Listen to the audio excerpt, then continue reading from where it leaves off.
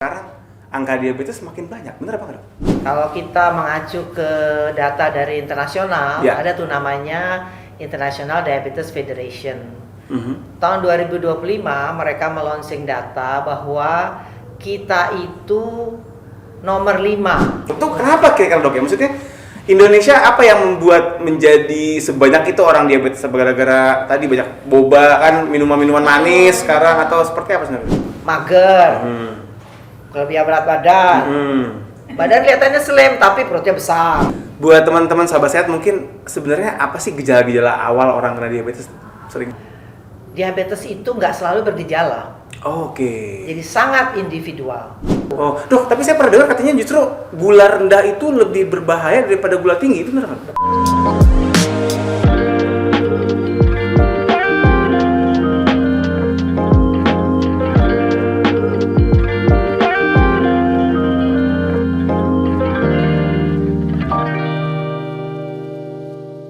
Oke, selamat pagi, siang, sore, malam, sahabat sehat semua. Ketemu lagi bareng gue Dika di One Day Podcast. Kita bakal ngobrol asik seputar kesehatan, pastinya dengan narasumber yang kece dan terpercaya. Akhirnya udah rame banget ya. Dan hari ini seperti biasa gue nggak sendiri, gue bareng sama seorang dokter yang luar biasa aktif mengedukasi soal diabetes. Beliau adalah Dokter Ida Ayu. Apa kabar dok, sehat dok? Baik, terima kasih. Alhamdulillah. Dok, monggo dok, perkenalkan diri sama teman-teman sahabat sehat. Selamat pagi sahabat sehat semua. Saya Dr. Ida Ayu. Saat ini saya membantu PEDI, Perkumpulan Edukator Diabetes Indonesia.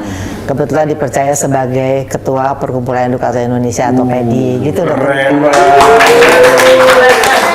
Kalau Mbak Mel, meni pedi ya? Beda.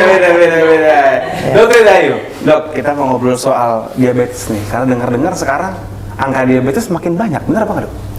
Iya dok. Jadi sahabat sehat semua, diabetes itu sebetulnya masalah yang besar banget ya sekarang ini.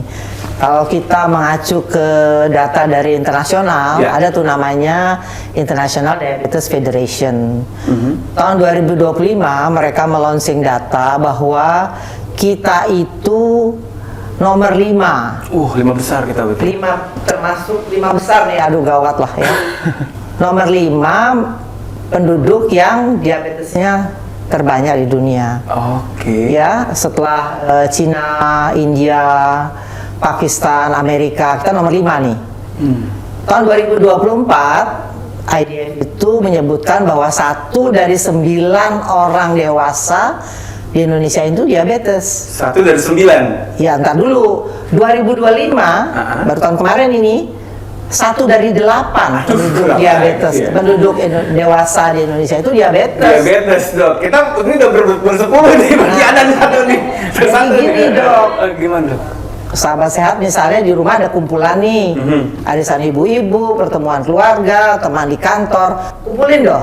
Kalau kita ada 10 orang, 8 orang, 1 tuh pasti diabetes. Aduh, berat ya. Ya Jadi udah. begitu loh, luar biasa nih masalahnya. Kalau gitu teman-teman paling nggak kalau ngumpul berenam aja udah. Atau bertujuh. Semua bertujuh. Jadi nggak ada yang kena diabetes ya di Indonesia. Berarti kan gitu dok ya?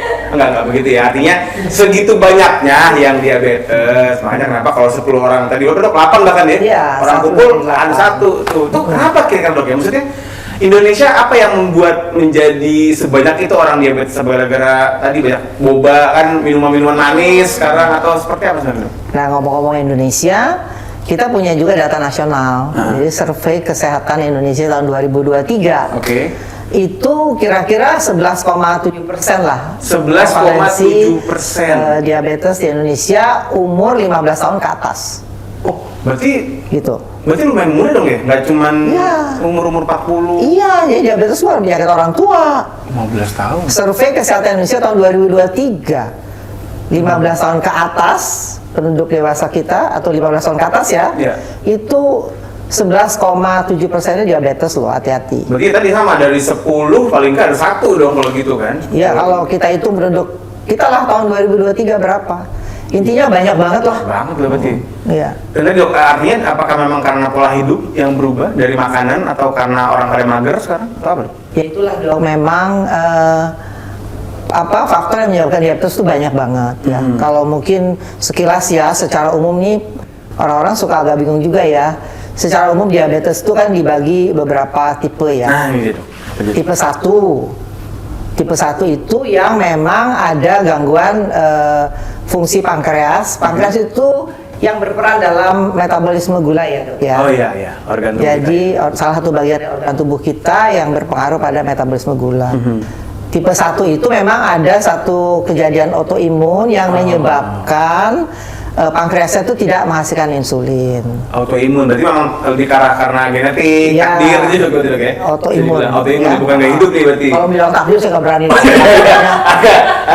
agak melangkahi ya memang ya. Kemudian yang lain tipe 2, Oke. itu yang lebih banyak, lebih dari 90% itu tipe 2.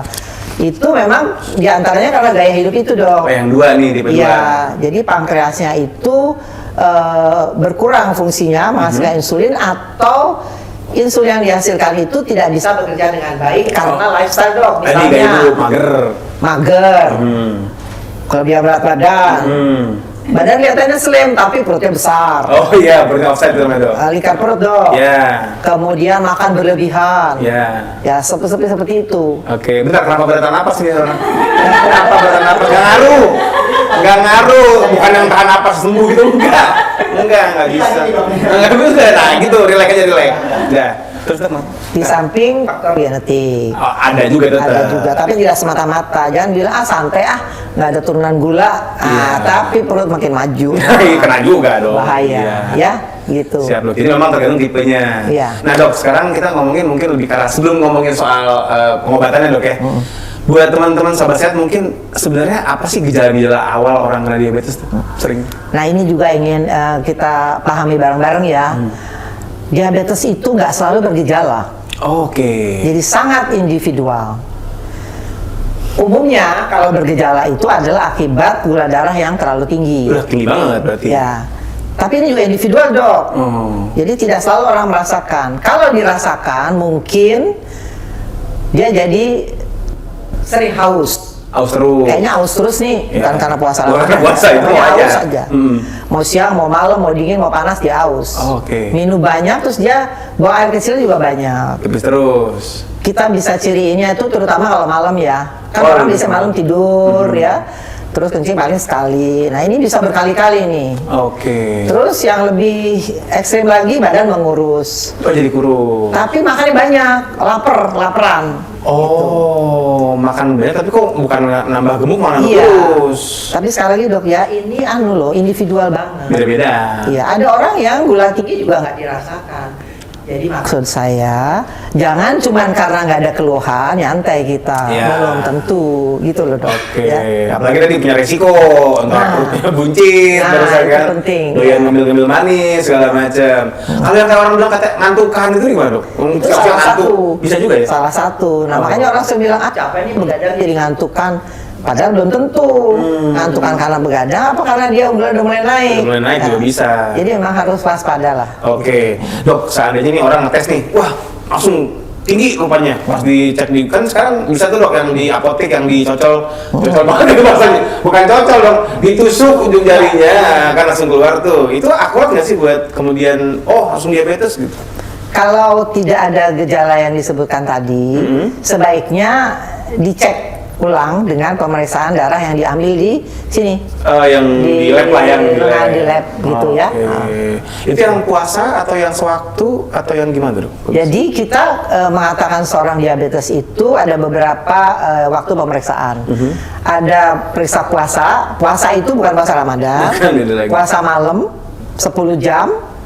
Puasanya itu boleh minum air tapi tanpa gula. Nggak boleh manis ya. Nah, pagi ambil darah, itu puasa.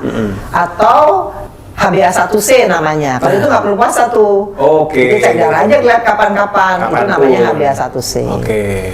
Kalau orang diabetes itu, kalau puasa seperti yang saya bilang tadi itu, angkanya 126 atau lebih, dia termasuk diabetes. 126 buat yang Atau lebih. puasa.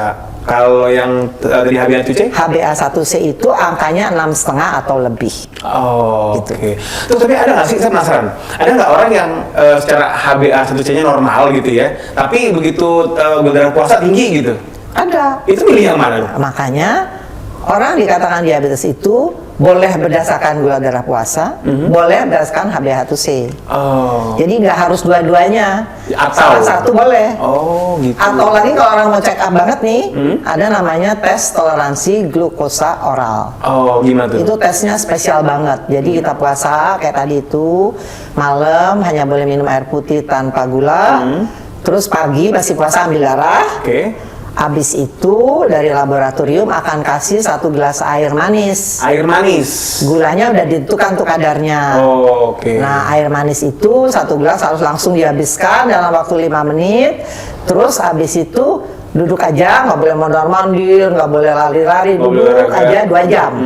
Oh, 2 jam. Nah, terus ambil lagi darahnya. Oh. Nah, itu tes yang sangat spesifik untuk menentukan Anda itu apa gula, apa diabetes atau bukan, atau bakat diabetes. Itu ciri dari situ. Bakat diabetes. Ya. Itu maksudnya bakat diabetes gimana tuh? Bakat diabetes itu mungkin istilah medisnya itu pre-diabetes. Oh, prediabetes. Mau dibilang normal bukan. Iya. Mau dibilang diabetes belum. Oh, itu yang disebut dengan itu pre, itu ada angka-angkanya tuh. Oh, iya Gitu. iya. Jadi bukan kayak bakat sulap, nyanyi, itu beda, Pak. Beda. Iya, nggak bisa dibikin Indonesia Got Talent, nggak ada nih. Bakatnya apa? Diabetes nggak bisa. Nggak bisa ikut. Nggak bisa ikut. Oke, Dok. Sekarang nyata udah didiagnosis sama dokter nih. Oh, iya nih, tinggi nih. Nah, terus kan orang banyak yang takut, wah, apa langsung harus pakai insulin kan, suntik apa segala macam. Sebenarnya seperti apa, Dok, tata laksana begitu ketahuan orang diabetes? Ya, jadi diabetes itu sebetulnya penanganannya harus menyeluruh ya, Dok. Yang tadi kan kita udah bahas nih, lifestyle itu memegang peran sangat penting. Jadi memang harus menuju ke lifestyle yang lebih baik. Oke. Ya. Jadi harus mulai mengatur makan, harus mulai bergerak yang cukup, Olahraga. yang sesuai. Olahraga juga olahraga yang sesuai ya. Iya. Mungkin bisa konsultasi ke dokter olahraga. Ya boleh, silakan hubungi nomor di bawah ini. Nggak ada tolong ya. Oh, kasih nomor tipis-tipis nanti ya. Ya. Karena olahraga kan bukan cuma keringat ya. Oh, enggak. Kita mau keringat Enggak, dong. enggak. Nah itu belum tentu loh. Oh, iya, makan seblak juga keringetan, Dok, itu. Nah. Iya, pedes. Jadi atur makan, ya, kemudian berolahraga yang sesuai, kemudian baru obat-obatan. Oh, berarti belakangan justru. Iya. Jadi kalau misalnya Anda itu faktor risiko utamanya adalah lifestyle, genetiknya nggak ada, misalnya Anda harus perbaiki lifestyle-nya. Oke. Kalau Anda tadinya kelebihan berat badannya banget, ya harus dikurangi. Weight loss. Iya, gitu. Tapi gitu, maksudnya kalau misalnya dicek tinggi, apakah memang kita kasih kesempatan dulu, coba deh perbaiki dulu, atau memang di waktu yang sama juga ngasih obat? Nah, itu tergantung berapa tingginya, Oh, tergantung. gula darahnya, dan kondisi yang bersangkutan saat itu. Oh, oke. Kalau nggak terlalu tinggi, terus dokter menilai kondisinya cukup baik, kemudian apa sih namanya itu, orangnya mau Atuh juga kelihatannya.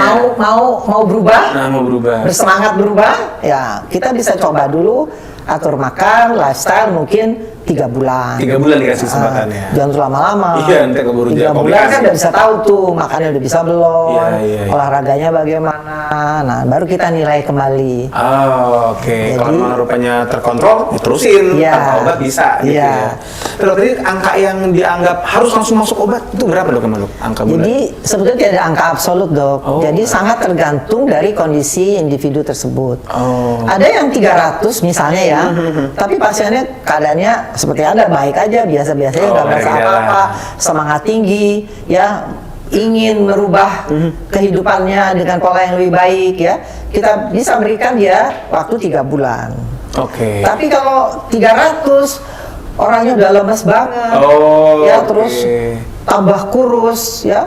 Dan dokter akan menilai itu, oh kalau gini Anda lifestyle dan obat. Oh. Obatnya juga tergantung nih. Nah, ini dia. Apa tablet, apa suntikan, Nah. apa insulin. Tergantung benar-benar kondisi saat itu. Apa, Dok, yang menjadi dasar pertimbangan Anda bisa minum yang obat minum aja yang oral, kapan yang wajib insulin? Nah, ini ya soal insulin ini sekarang. Jadi diabetes tuh ya seperti tadi kita bilang kan ada tipe 1, tipe 2 secara Betul. umum ya. Iya. Kemudian ada lagi diabetes untuk pada kehamilan. Oh, Nah, insulin itu ada yang memang harus digunakan oleh seorang diabetesi sepanjang hidupnya. Itu pada yang tipe 1. Itu wajib, karena Ya. si pankreasnya udah nggak ngeluarin normal insulin Ya, lagi. karena dia tidak punya insulin, ya. Nah, itu wajib sudah. Sudah wajib. Nah, tapi kalau tipe 2 ya, itu ada kondisi tertentu yang dia memang harus pakai insulin. Misalnya lagi sakit berat nih, dirawat di rumah sakit, infeksi yang berat, gulanya nggak karu-karuan. Nah, kalau gula tidak diturunkan dengan cepat, maka penyakit yang dia lagi sakit itu, misalnya infeksi, itu kan susah terkendali. Nah, pada saat itu dia harus pakai insulin. Dan biasanya yang seperti ini, kalau awalnya dia nggak pakai insulin sebelum sakit ya, terus pakai insulin karena sedang sakit lain. Kalau sakit lain udah sembuh ya udah nggak pakai insulin lagi. Oh, balik ke yang minum dulu. Kembali ke obat sebelum dia sakit, gitu. Tapi kalau misalnya ada lagi nih wanita hamil, orang diabetes hamil atau orang hamil gulanya naik, itu ada dua hal berbeda ya. Itu memang obat yang paling aman adalah insulin. Oh, untuk kehamilannya. Ya, nanti kalau udah melahirkan ya udah balik lagi. Satu lagi, ini yang banyak juga tipe 2. Jadi sebenarnya orang diabetes yang sebetulnya awalnya cuman pankreasnya berkurang aja fungsinya, lama-lama itu pankreasnya akan terus berkurang fungsinya, Dok. Lama-lamanya berapa lama tuh, Dok? Tergantung. Secara teori nih, seorang diabetes itu kira-kira akan menurun fungsinya secara alamiah, pankreasnya itu 3-4% per tahun. Dari umur berapa tuh? Dari mulai dia kena. Oh, sejak kena 3-4% per tahun. Kalau gula darahnya tidak dinormalkan. Jadi penurunan itu bisa kita perlambat, jadi lama banget turunnya kalau gulanya segera baik. Nah, ini kontrol maksudnya. Ya, ini bukan sama insulin. Jadi ada guideline atau petunjuk bagi dokter yang mengatakan bahwa kalau HbA1c-nya tinggi banget, walaupun dia nggak ada keluhan, insulin harus dimulai dahulu. Mencegah si pankreas rusak. Iya, normalin dulu gulanya, lifestyle dan lain-lain, normalin lebih cepat tuh pakai insulin. Nanti kalau lifestyle udah bagus, kebutuhan insulinnya tidak terlalu besar, ada yang bisa kembali hanya ke obat minum. Ya. Jadi dok tadi HbA1c yang dianggap tinggi itu yang berapa meter? Oh bukan soal itu, bukan. Berapa?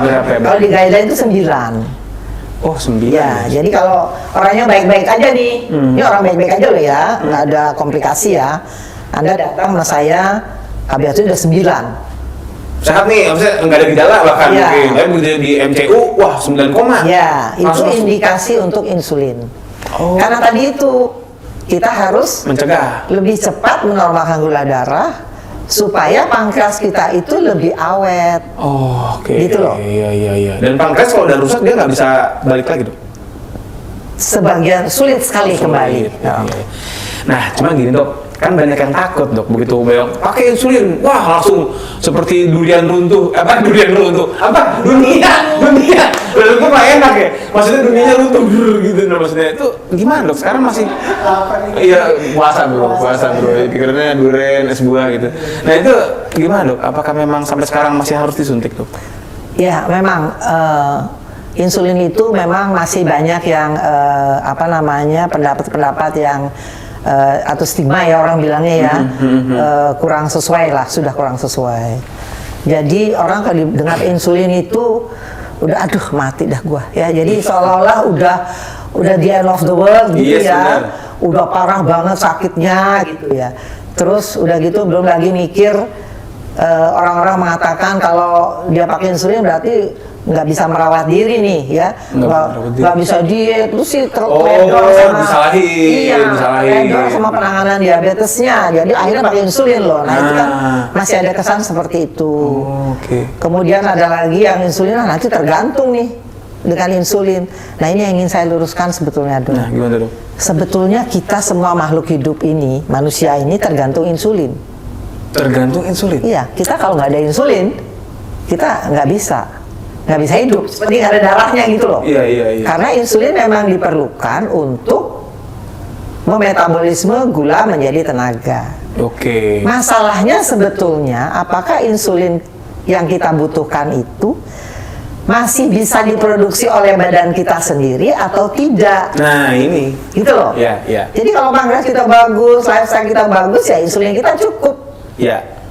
kita tergantung insulin, tapi badannya yang bikin. Bisa bikin. Nah, tapi kalau pankreas kita udah berkurang fungsinya, lifestyle-nya nggak karu-karuan, maka insulin yang kita punya jadi kurang, sehingga kita butuh insulin dari luar. Nah, ini kata-kata tergantung itu harus dicermati dalam bentuk yang benar gitu.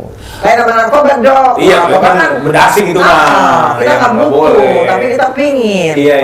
Kan? Iya. Jadi memang bisa dibilang sebenarnya ini insulin juga barang yang sama dengan yang kita punya, Iya. cuma sekarang dibentuk dari luar aja. Iya, betul. Tapi tadi Dok ngomongin soal tadi, berarti bisa disimpulkan insulin bukan end of the world tadi ya. Iya. Dan memang tadi bisa aja nanti misalnya pertama dipakai banyak tapi ntar berkurang bahkan stop balik ke orang lagi. Iya.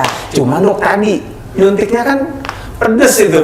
Iya. Kan di gimana di perut ya nyuntiknya? Iya. Atau gimana tuh? Jadi gini. Tadi di samping takut insulin ya, ada juga satu lagi yang mungkin yang saya lupa tadi, khawatir gulanya drop. Oh iya. Mungkin dengar-dengar dari orang lain, jangan pakai insulin nanti gulanya ngedrop seperti ini gitu ya. Nah, itu kan sebenarnya bisa ditangani bersama-sama dengan dokter supaya tidak terjadi hal seperti itu. Yang masih banyak juga itu tadi, Dok. Soalnya insulin udah mau nih, cuma disuntiknya itu loh. Itu dia. Ya kan? Jadi namanya disuntik ya, gimana ya? Disuntik ya, kita maklum lah ya. Jadi pertama takut proses suntiknya bisa nggak nih, kan gitu. Karena sendiri ya. Harus suntik sendiri. Iya. Sebaiknya suntik sendiri. Kemudian suntik kan pakai jarum. Nah itu. Ya orang ambil darah aja takut, ya nyuntik, kan tiap hari bagaimana nih? Kan Sendiri gitu. lagi kan. Jadi memang ketakutan akan jarum itu memang suntikan itu masih sangat besar. Oke. Gitu ya. Jadi ada nggak sih Dok sebenarnya sekarang teknologi mungkin diminum kali gitu atau misalnya insulinnya nggak pakai jarum gitu mungkin nggak? Jadi gini, memang sejak tahun 20 itu insulin kan disuntikkan. Tapi memang dunia kedokteran juga memahami bahwa penyuntikan itu masih menjadi hambatan. Nah, karena itu orang terus berkembang nih teknologi ya. Insulin ada yang dibikin kapsul, ada yang dibikin kayak koyo ya, di samping suntikan ya. Tapi memang itu semua belum diterima secara luas oleh profesi kedokteran karena masih banyaklah hambatannya. Jadi memang harus disuntikan. Artinya begini, disuntikan itu harus dimasukkan di bawah kulit. Oh dia memang maksudnya ke bawah kulit. Bawah kulit, masuk insulin itu dimasukkan ke jaringan lemak di bawah kulit kita. Nah sekarang teknologinya yang dikenal luas kan disuntik. Betul. Tapi memang ada teknologi baru itu seperti disuntik, tapi nggak disuntik gitu. Jadi nggak ada jarumnya.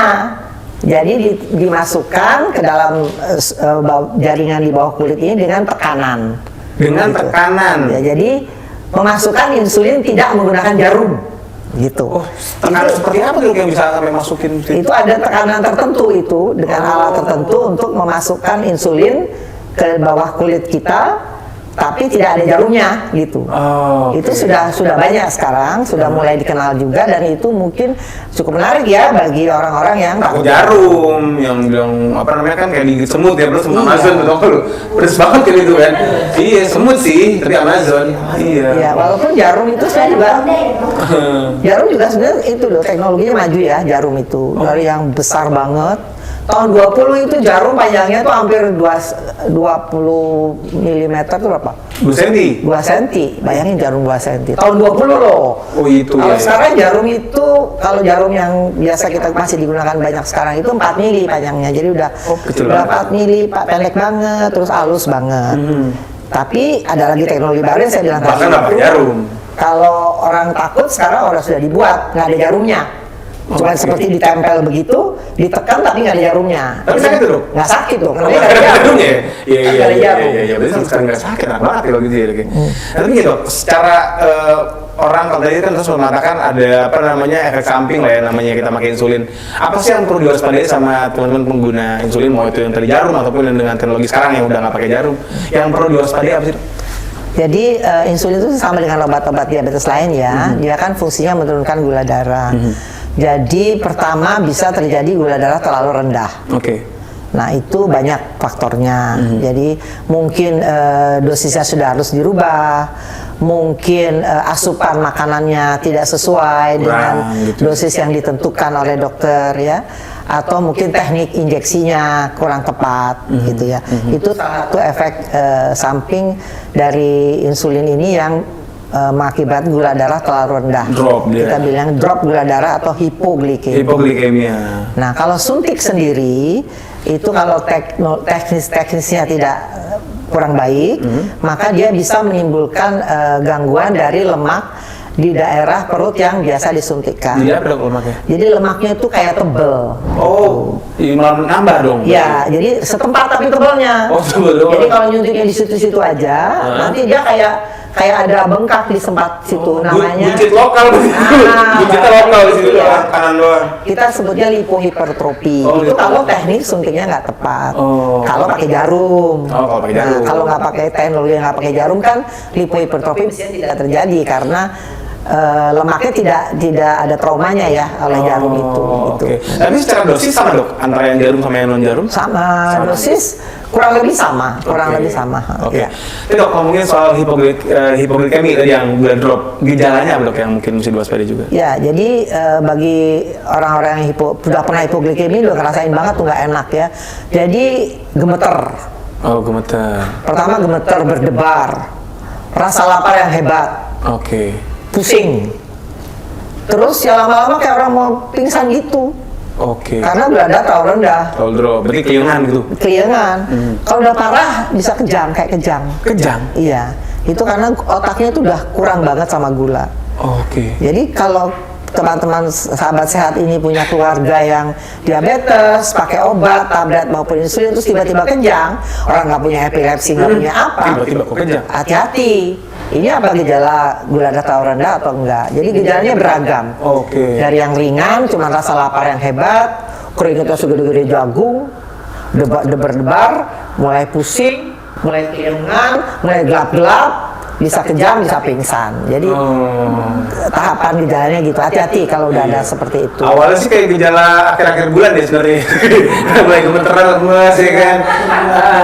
Akhir bulan sama mau ketemu calon mertua juga gitu. Gemeteran. Hah? Oh, gue sebelah lagi, bener. Reveal. Lu bisa mau nanya apa? Nggak ada pertanyaan nih? Belum ada. Fokus. Iya. Ini dok, seperti kita kalau puasa Ramadan awal-awal.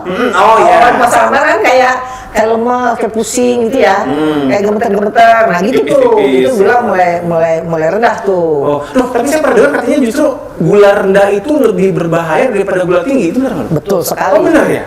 Gini, gula rendah itu berbahaya karena kalau otak kita kurang gula, ada yang bilang 3 menit, 4 menit aja, ini langsung pada mengkerut nih sel otaknya.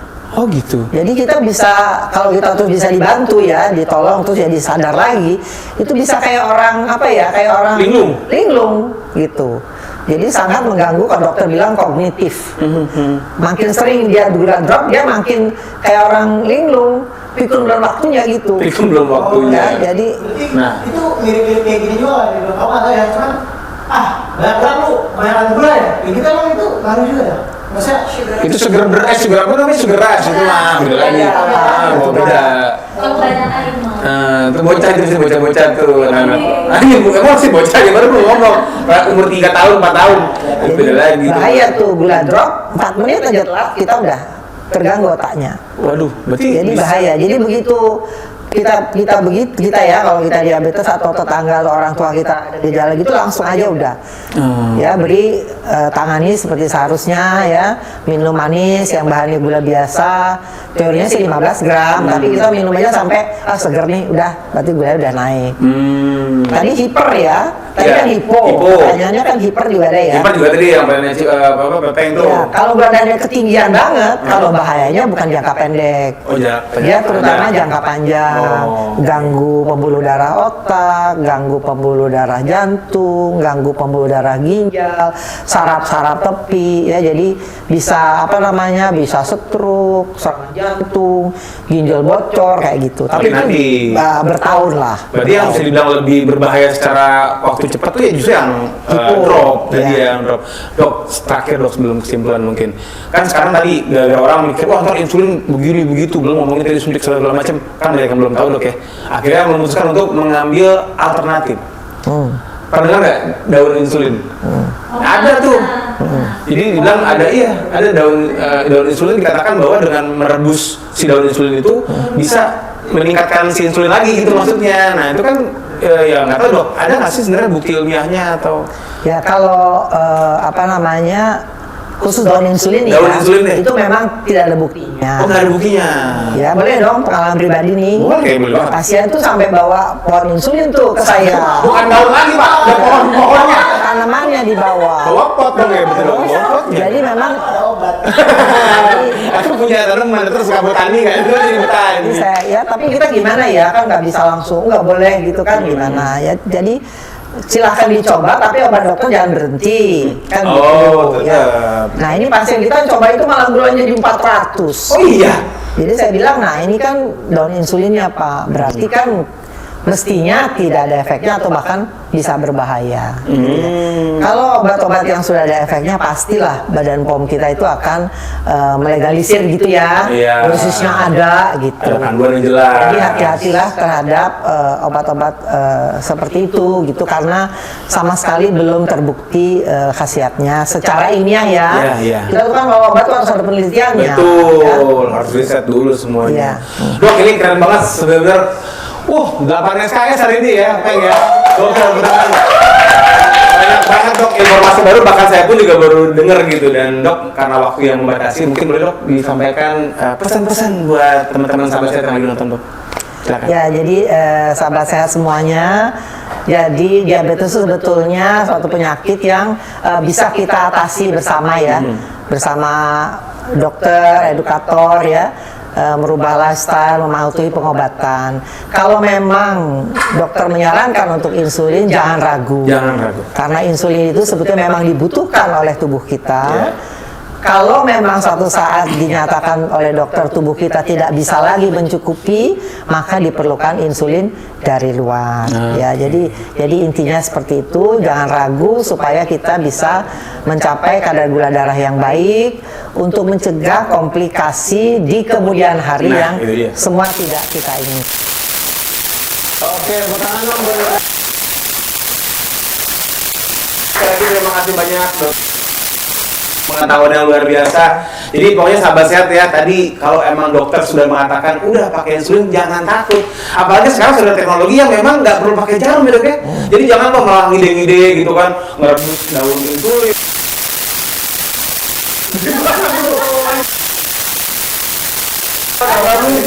Ya, jadi sahabat sehat, terima kasih telah bersama kami. Jangan lupa saksikan terus tuh episode berikutnya dari One Day Podcast di YouTube kita di One Day TV, dan juga jangan lupa follow IG kita.